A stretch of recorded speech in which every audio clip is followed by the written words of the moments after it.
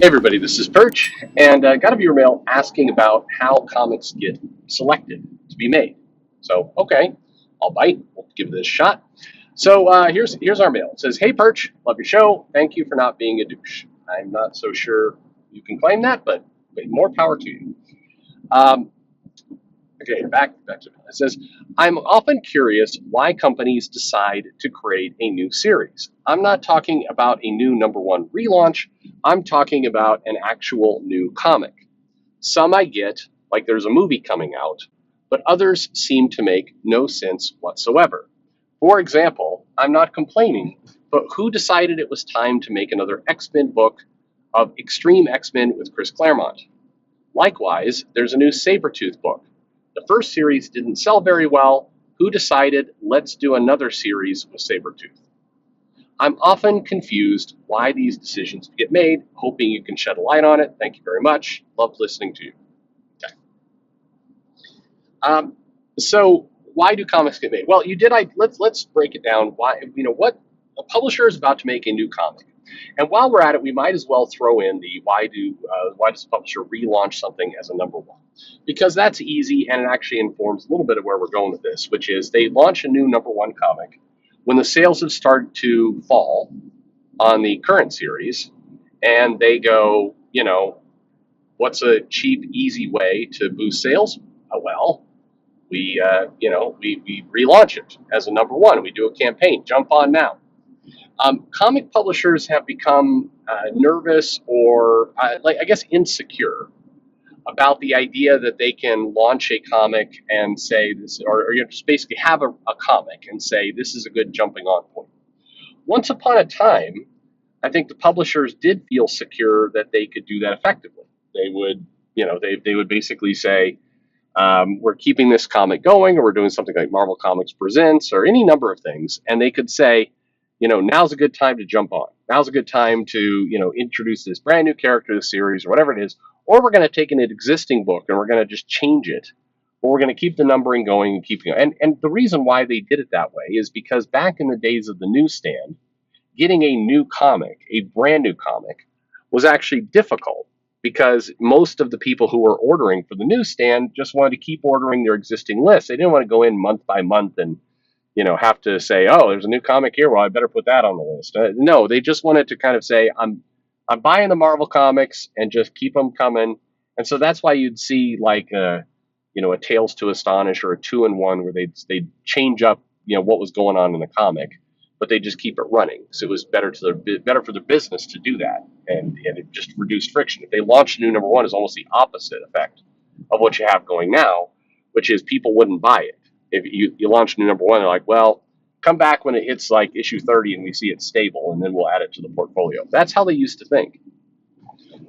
So, but why today? Why do they launch a new number one or a new series? Well, in some cases, it's let's try and cash in on, the attention of something new. Yes, you're right. They do it for the movies. A movie is coming out. It's like now's the perfect time to launch a new series. So, for example, She-Hulk. They're launching a She-Hulk Disney Plus show, and so it's perfect time to do She-Hulk, and let's get a new series, the new number one, and put that out there. Makes sense. That's where that comes from. But overall, why people come up with new number one series is often has a lot to do with the idea of, hey, we think something's popular, so we don't for sure know. We had this character maybe guest cameo or whatever, and we think we can spin it to get a bunch of people to buy in before they even kind of realize what the series is about. If you're confused, I point to things like the Defenders, like the new series they did. No one even was really asking for that. It wasn't aligned with the Netflix Defenders show, which, again, it kind of came and went, and they weren't terribly supporting anyway from a Marvel perspective.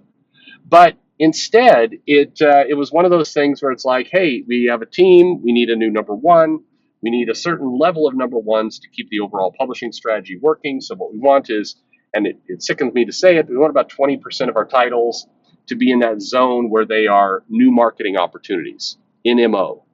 That's a term which says this is something that we can say, hey, here's a brand new product coming to the market. We have this suite of new things. Here's one of them. Jump on board. It's kind of how they portray it. So they will come out and say something along the lines of, here are the new books coming out this month. We have the whole list of all of our titles, and they're all new, of course, but here's the actual new titles where, you can market them to people as saying, hey, are you looking to get into a comic? Here's a bunch of number ones that allow you to do that. And there are a handful of these are relaunches, but a greater number of these are different things. And we're trying to kind of, when the system is working thoughtfully, people will do things like, hey, supernatural shit is popular right now.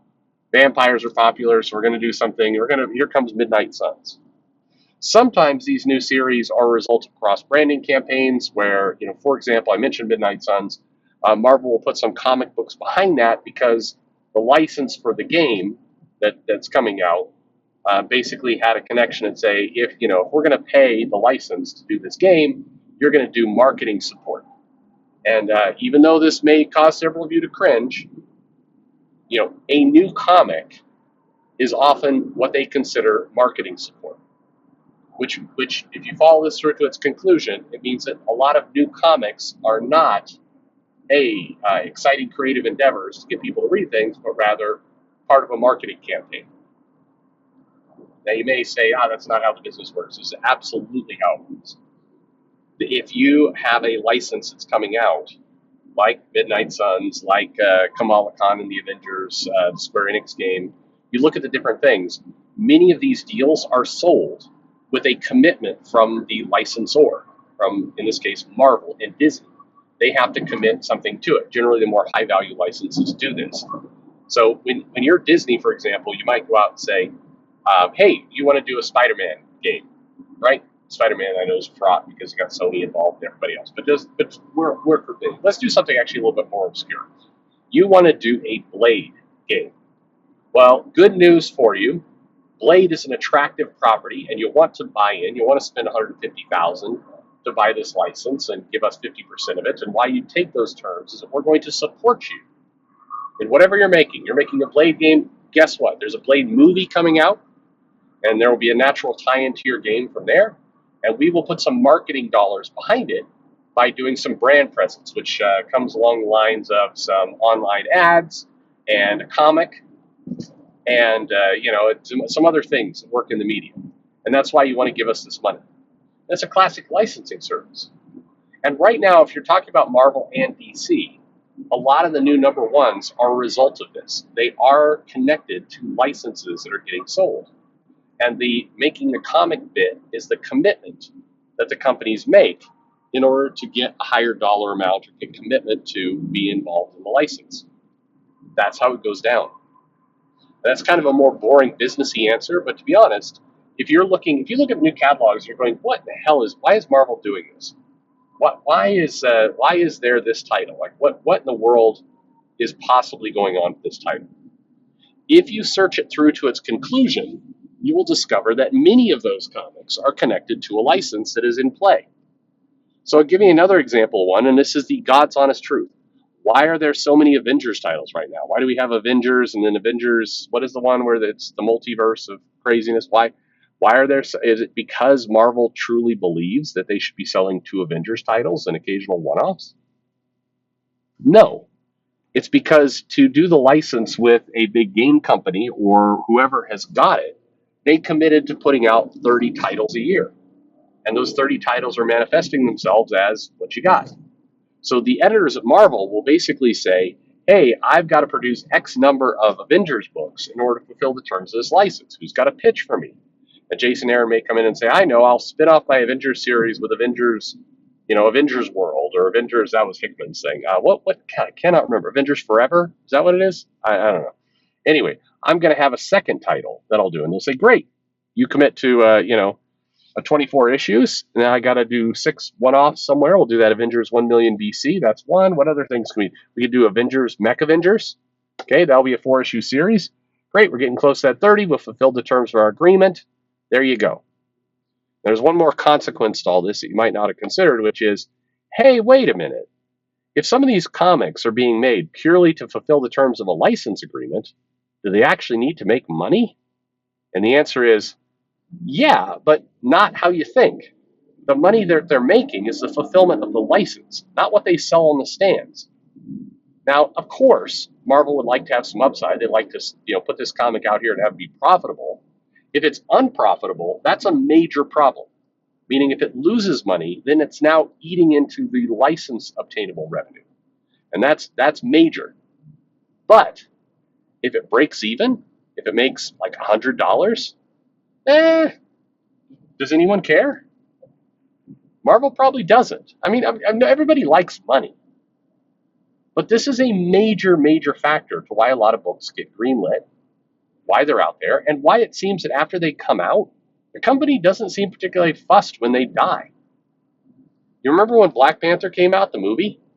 Well, Disney sold a number of licenses for Black Panther, and that included marketing support, TV spots, basically allowing some of the characters and other things, green screen that you could pop them into ads and other pieces. It was all part of the marketing package that went out over this movie. But one of the pieces was, you guessed it, comics. And in the portfolio, they're like, we're going to put out some comics, and we need to put out 15 Black Panther comics this year. So they put out Black Panther, and then they're like, we'll greenlit, World of Wakanda. And then, weirdly, World of Wakanda gets canceled before the first issue even comes out. And they're like, oh my God, why would they do that? It's because the initial orders came in, and the sales were so low that it didn't break profitability. It was actually negative. It lost money. And the second it starts losing money into the profit margin of the license, it gets killed immediately. Break even can survive. Making a little bit of money is good. Making a lot of money is amazing. That's a home run, but shoot for that. Put it this way, if you're going to make a thin margin and your money's coming off the license, why are you going to go out there and hire like Art Adams to do your book and pay, more rates and run the risk that Art Adams will be slow in delivery and you won't get the book out on time and fail in your terms of your license and have to give money credits back to the person who licensed your book? That's happened before. And that's a major shit show when it does. Let's say a company is going to do a video game for Midnight Suns. And Marvel's like, you know what? We should do this one right. Let's get Art Adams and Walt Simonson, and we're gonna really do it right. We're gonna put some major talent on this thing. J. Scott Campbell, he's gonna come in, and then the creator's like, we're late. Or maybe you hired Dan Slott to do it. He's effing around. He doesn't get his book out on time, and the book is late. In the license terms of the agreement, almost every time, and no one in their right mind would sign a contract that didn't have something like this. There will be a clause in there that says something along the lines of, if you don't fulfill the terms of this license agreement, the $150,000 that the licensor paid gets returned, or a percentage gets returned, or 10% gets returned every month until the terms of the agreement are fulfilled. That's how these are done.